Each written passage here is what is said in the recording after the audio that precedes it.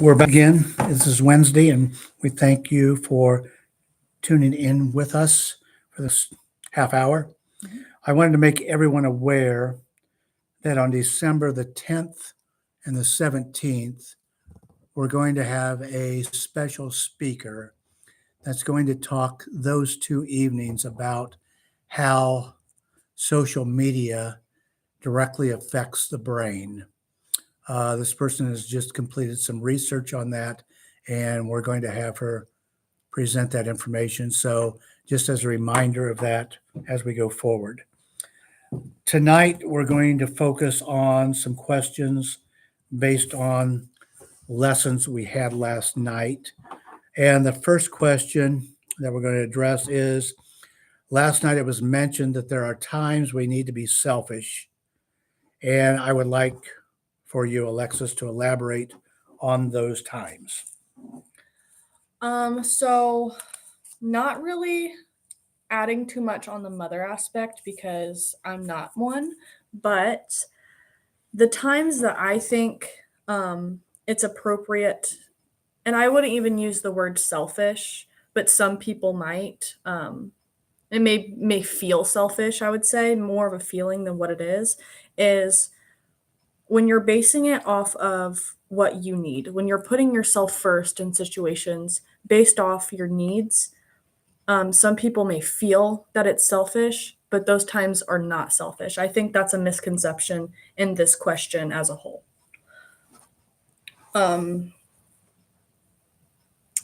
And so an example for that is if I was in a toxic relationship, am I going to be selfish and leave the relationship? I'm putting myself first, so would that be selfish? Thinking about it that way, you would say no. And that's just kind of my point of it's not that it's being selfish and may feel selfish, but you're putting yourself first for the right reasons. Okay. Next question is how can I remain humble regarding my self worth without being conceited? I liked this question because somebody not too long ago, we were talking about this, and they said the difference in being humble and conceited is when you walk into a room, you kind of prove who you are just by it being there. You don't have to actually go out and prove it because it's already there. People see it more when it's just there instead of somebody being a little bit more prideful about it. Maybe be a little bit more arrogant and cocky. Those people are wanting people to look at them and not in a healthy way. People who are humble enter the room and it's kind of almost already seen because it's already there, and that's how you portray it. It's a clear difference, but it's hard to explain sometimes. But the way I like to say it is, um, you don't necessarily have to prove it if it's already there. And that's a big difference in being cocky when you walk into a room. Okay. The next question is how can I affirm or validate my self worth? Um, your self worth, a reminder, it's something that's already there. It's something you can't add to or take from. So when we do, there is times, everyone has a time where they need to reaffirm or validate their self worth. And usually that's in a time where things aren't going great for me. That's when I'm going to probably need to sit down and affirm my self-worth or validate it. Um, and there's numerous ways I could say you could validate your self-worth. But a big thing that I do is I already know my self-worth. I already know it's there. No, nothing can take it from me. But to put myself back in like more of a healthy headspace, I try to connect on myself one on one. And that's just really isolating myself in the moment and maybe even looking in a mirror. But I start to talk to myself instead of about myself. And that's where there's a big difference there. That's how I affirm my self-worth in those hard times.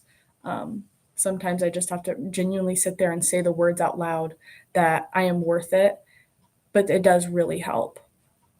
Um, but yes, I do think the affirmations in the mirror even is something that is will greatly validate your self-worth. It does me. So that's my best advice. Next question is, give us some ideas in setting boundaries in a relationship. Okay. Kind of more leaning towards like younger teenage um relationships. A lot of the time you have like a level of intimacy.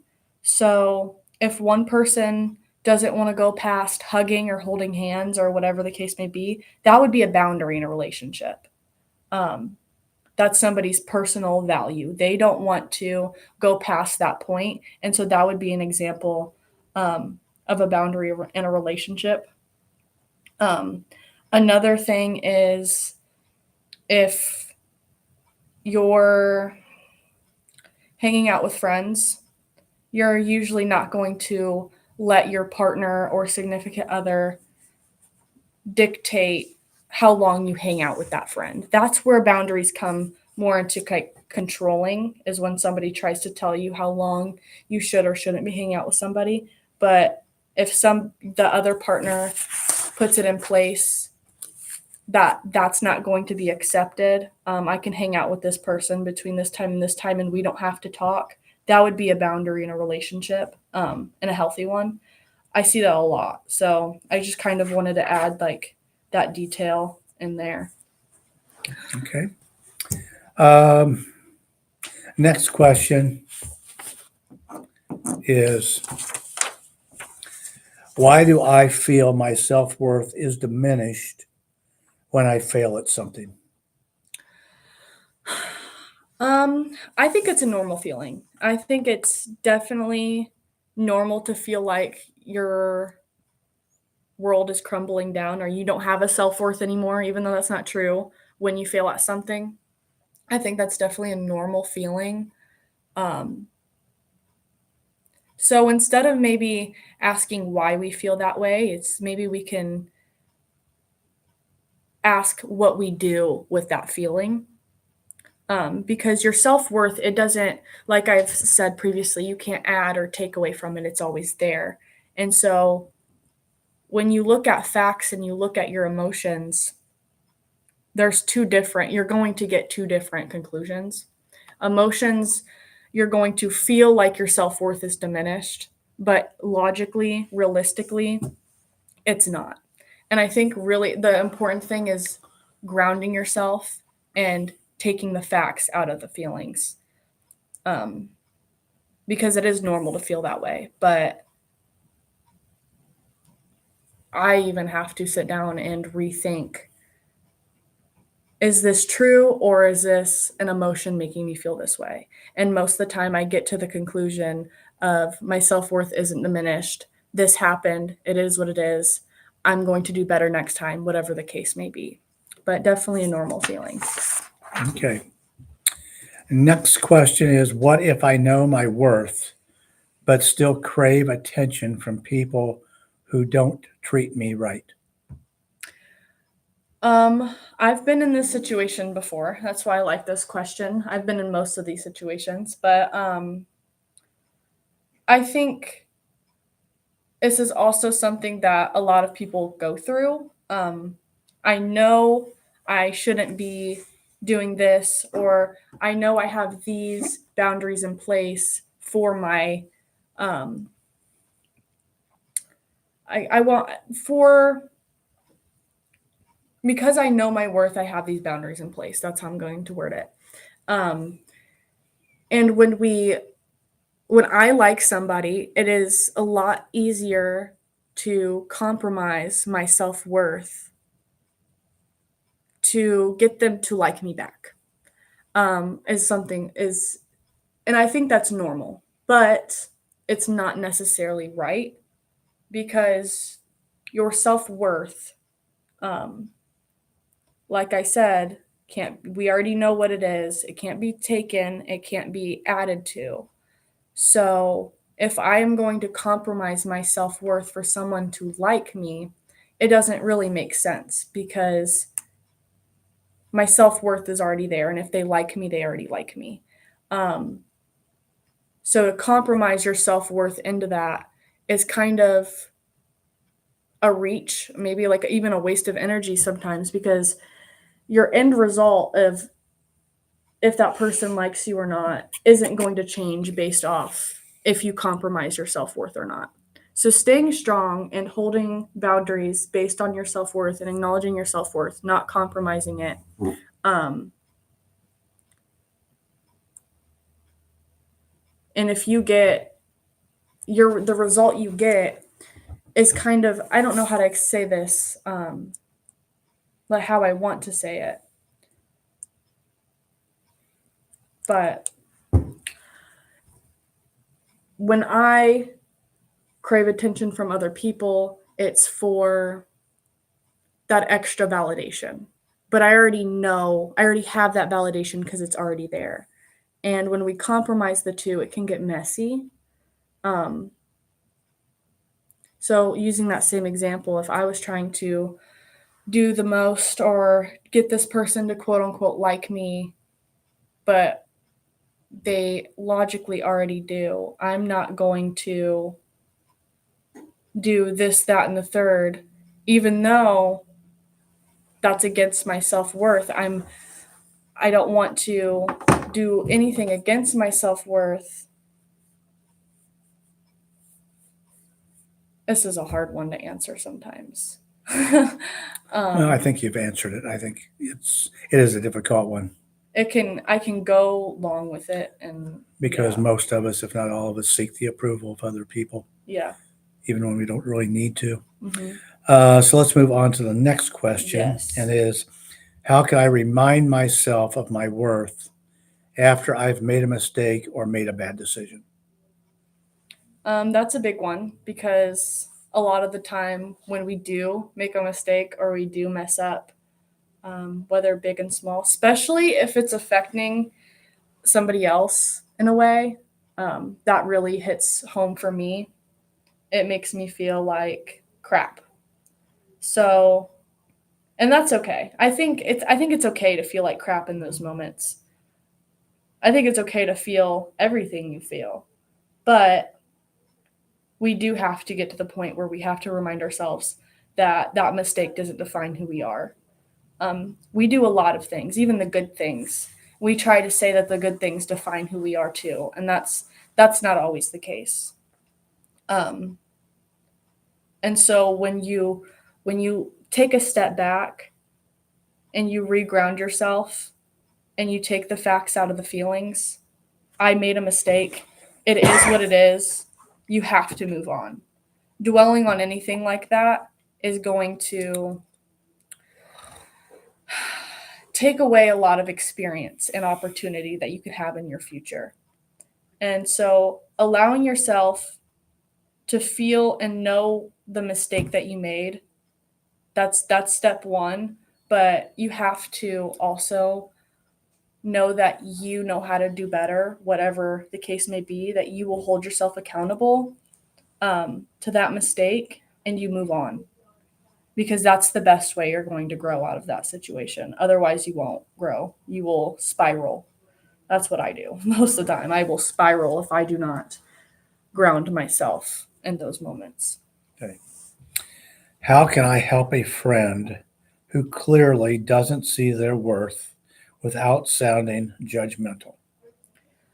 I wrote this question down because I actually had to deal with it a little bit not too long ago, where my friend, I seen that she wasn't she was she wasn't on the best level with her self-esteem. And it's hard to be judgmental when it's your friend. You have that automatic empathy because it's your friend. You already care. So I feel like it would be hard to come off judgmental. Um, because you're doing it out of love in the first place. You're not doing it out of a negative motivation or negative intention. And so I think anytime you try to help a friend, it's not going to be seen as judgmental. Okay. And why do compliments feel fake or hard to believe sometimes?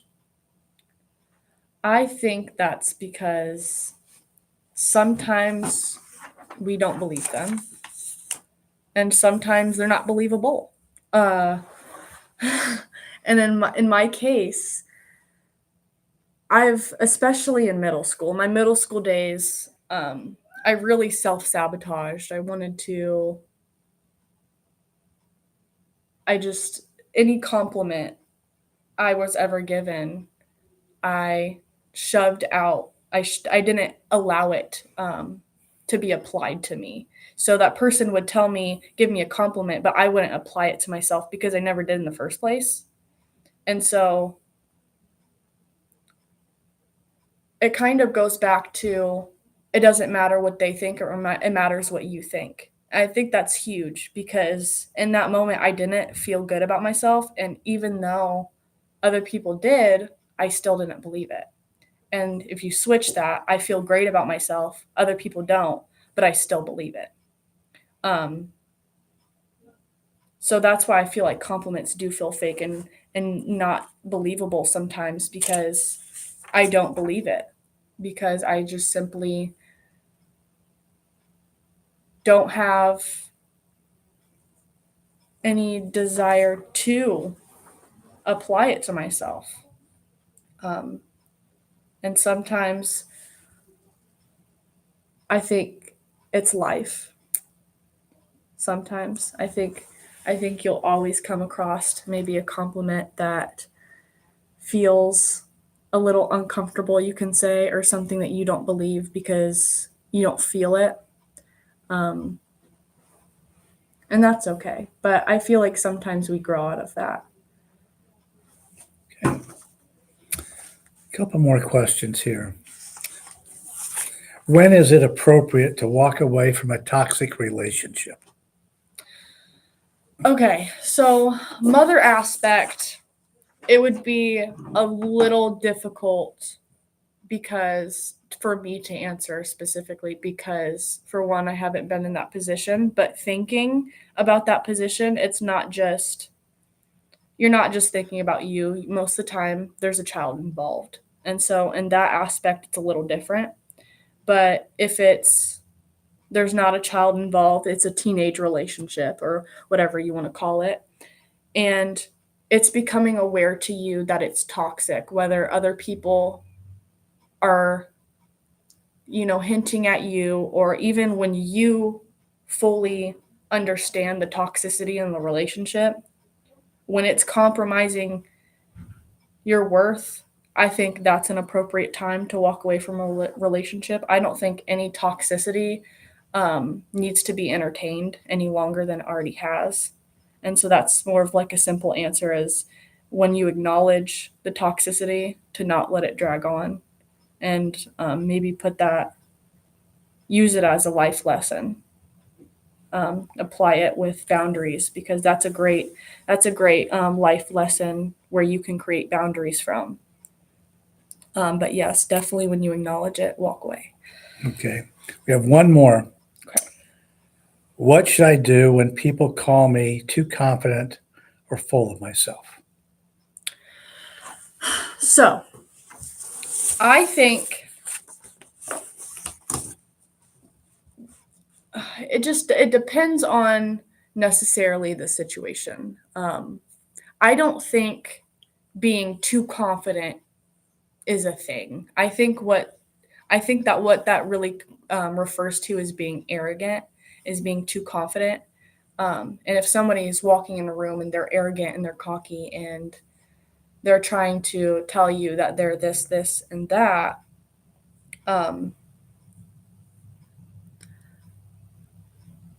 what was the question? What was the first part? I need to really, left it in my brain. Question was, what should I do when people call me too confident or full of myself. Yeah.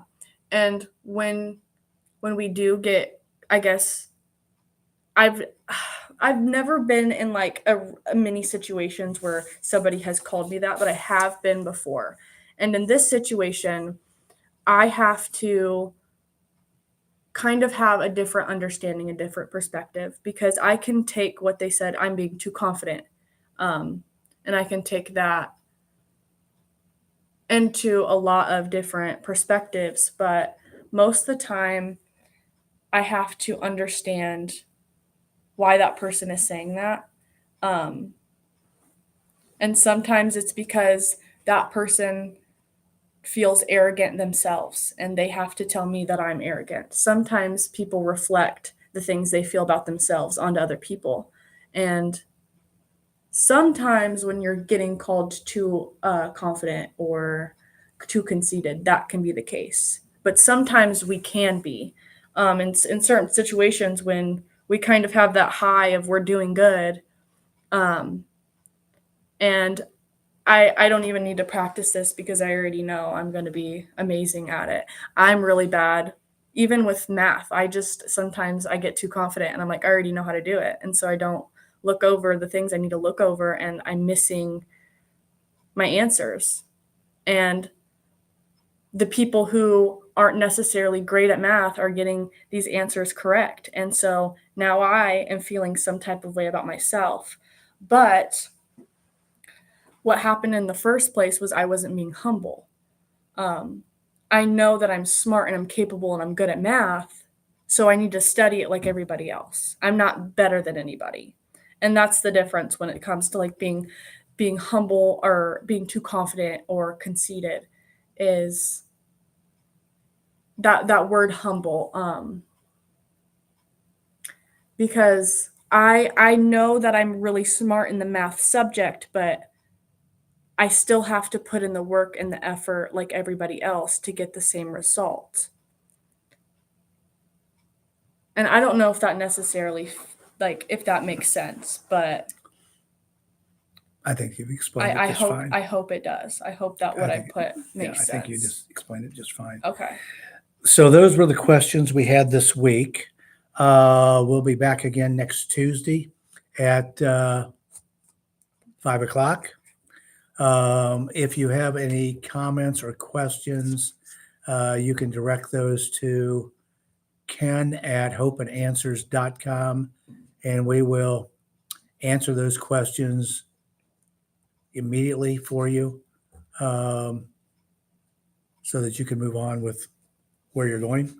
So thank you again tonight for listening in, and we'll see you next Tuesday. Great. Thank you guys. I didn't want to put you on the spot.